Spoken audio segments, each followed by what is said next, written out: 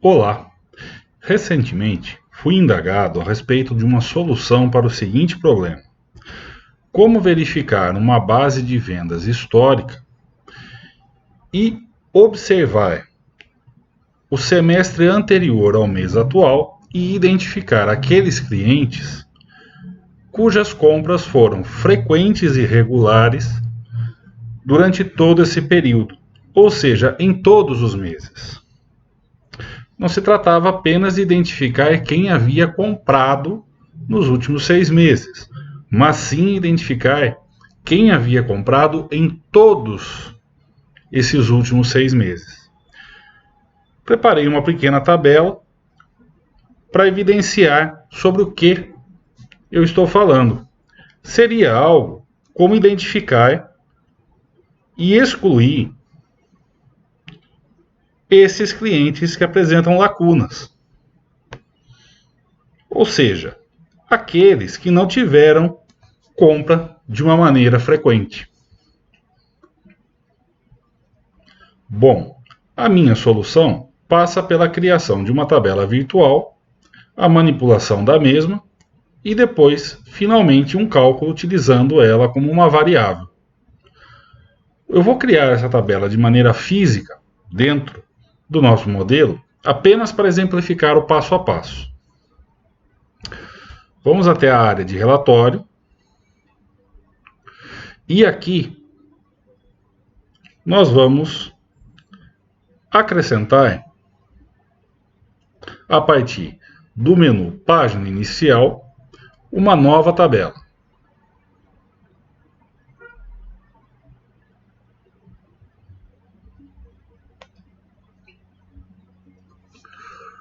O que eu preciso fazer para identificar os clientes que compraram nesse último período de 6 meses que antecedem o mês atual? Eu preciso resumir a minha tabela de vendas, pois a mesma está numa granularidade diária. Então, eu preciso reduzi-la, porque não importa aqui nesse caso analisar o detalhe diário, e sim apenas o total mensal. O nosso foco é descobrir se o cliente efetuou compra em todos os meses, não o que ele comprou ou quanto ele comprou. Dessa forma, preciso criar então uma tabela resumida. E a função que melhor atende essa necessidade é a função Summarize.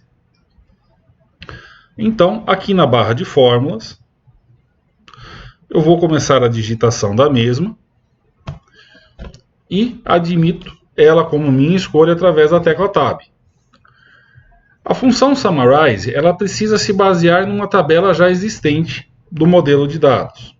Nesse caso é a minha tabela fato, então é a tabela fdados, vírgula, e a partir desse segundo argumento eu posso fazer os meus agrupamentos, ou seja, eu vou resumir a minha tabela fato, ok? O primeiro campo, eu quero o mês, o ano-mês, que eu vou trazer da tabela calendário, pois a tabela calendário filtra a minha tabela fato através do modelo de dados. Então, de calendário, ano-mês. O segundo agrupamento será o código dos meus clientes. Então, eu vou utilizar o campo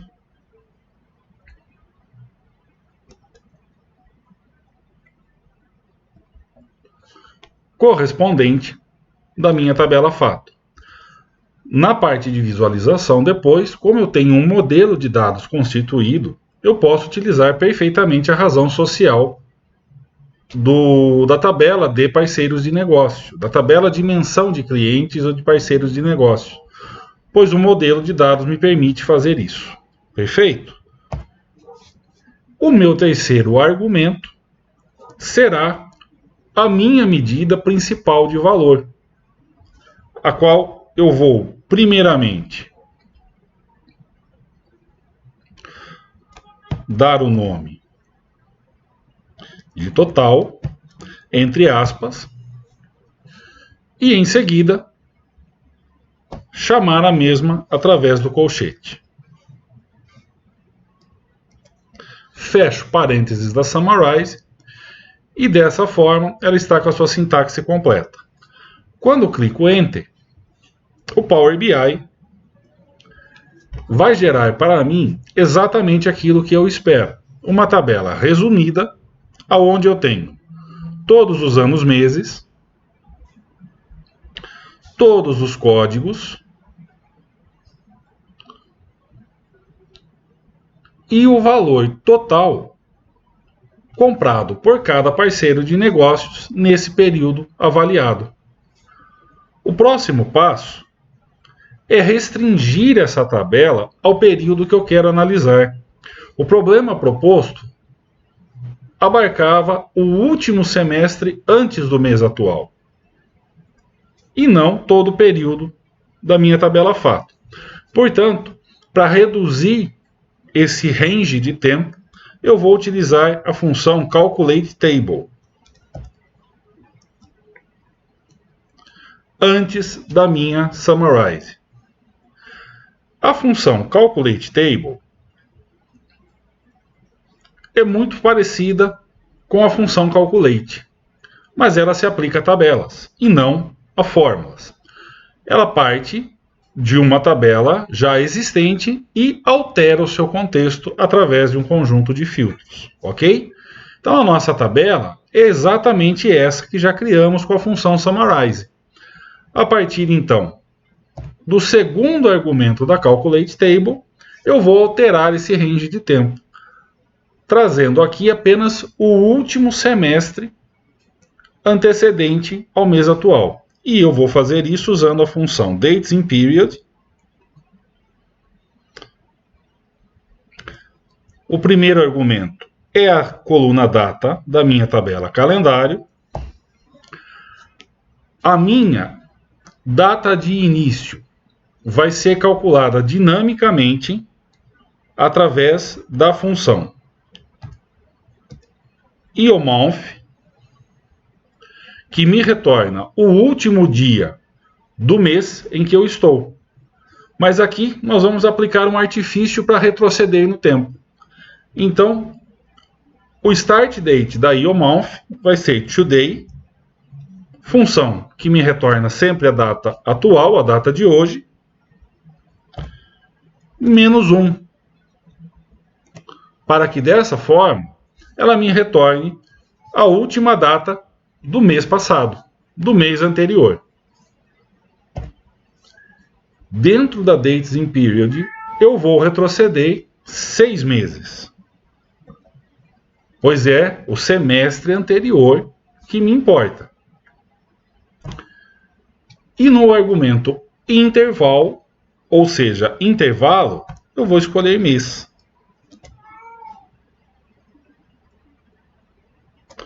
Fecho parênteses novamente e finalizo com Enter. Retornando à minha tabela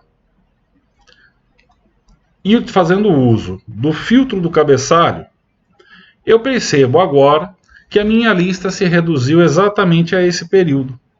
Eu tenho dezembro de 2020, janeiro, fevereiro, março, abril e maio de 2021. Esse vídeo está sendo gravado agora no finzinho do mês de junho.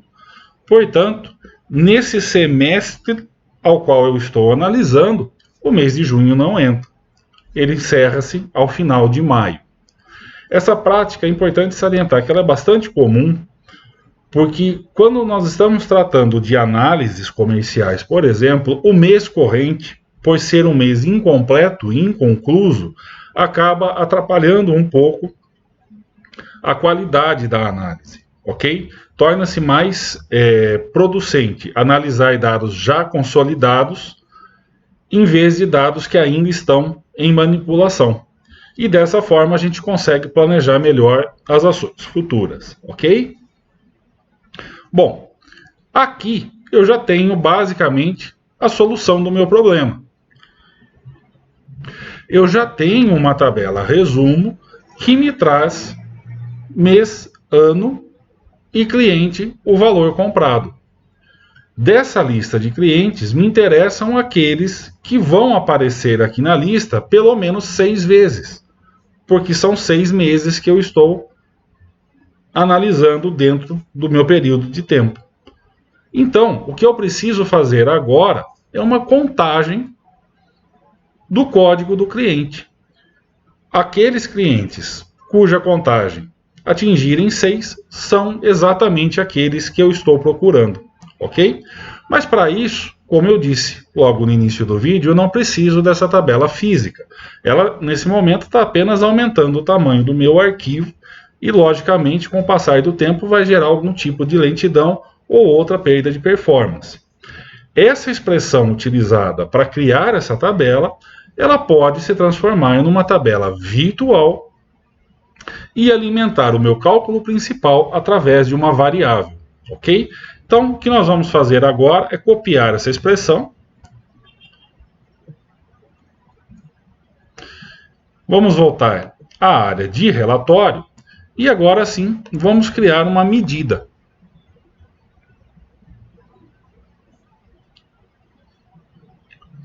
A nossa medida se chamará clientes com compra últimos 6 meses e ela vai partir da minha variável conte, para a qual eu vou utilizar a função countX, cujo primeiro argumento é uma tabela, exatamente a tabela que eu tenho com a expressão utilizada na parte anterior do vídeo. Então basta que eu a cole aqui nesse momento, ok? E a expressão é exatamente a coluna código do cliente fornecedor. Então basta começar a digitar fdados código cliente fornecedor e eu tenho agora, nesse momento, a minha contagem referente à frequência de compras dos meus clientes. Se eu retornar essa variável,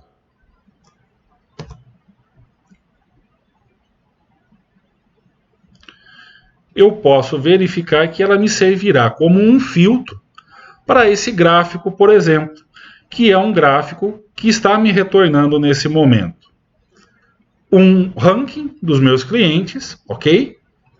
Pelo seu valor de vendas.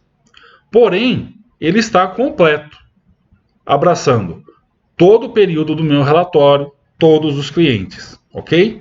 Eu posso utilizá-la como um filtro, aqui, exatamente.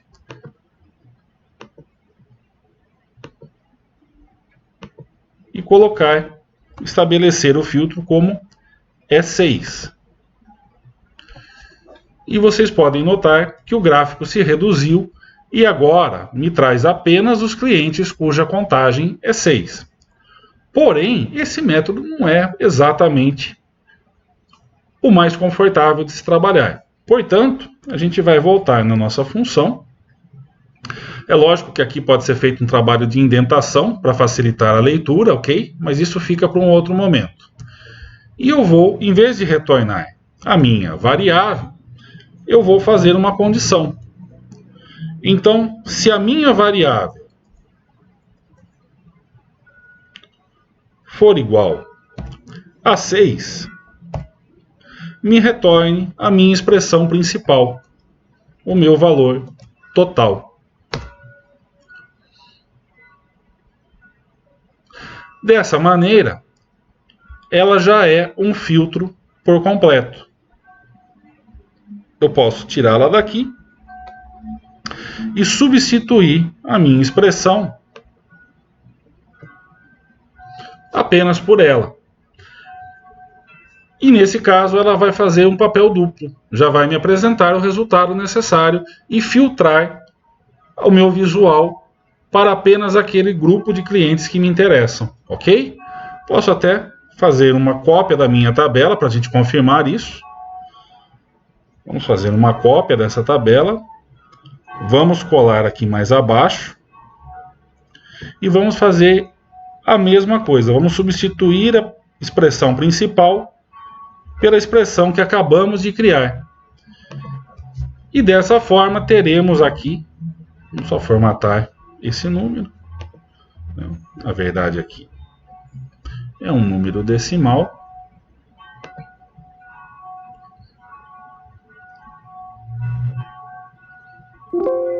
com duas casas.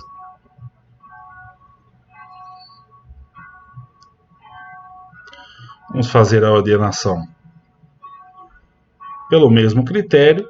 E agora podemos comparar ambas as tabelas, verificar que elas estão muito parecidas entre si. A diferença é que a tabela inferior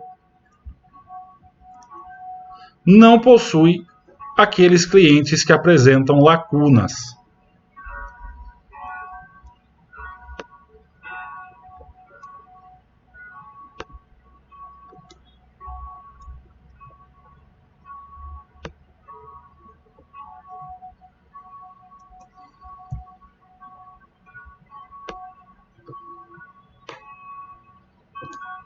Perfeito? Bom, o conjunto de expressões DAX dentro do Power BI, obviamente, oferece outras opções de solução para um problema semelhante a esse. Porém, fica aqui uma solução bastante viável e flexível, que pode ser adaptada a outras situações análogas.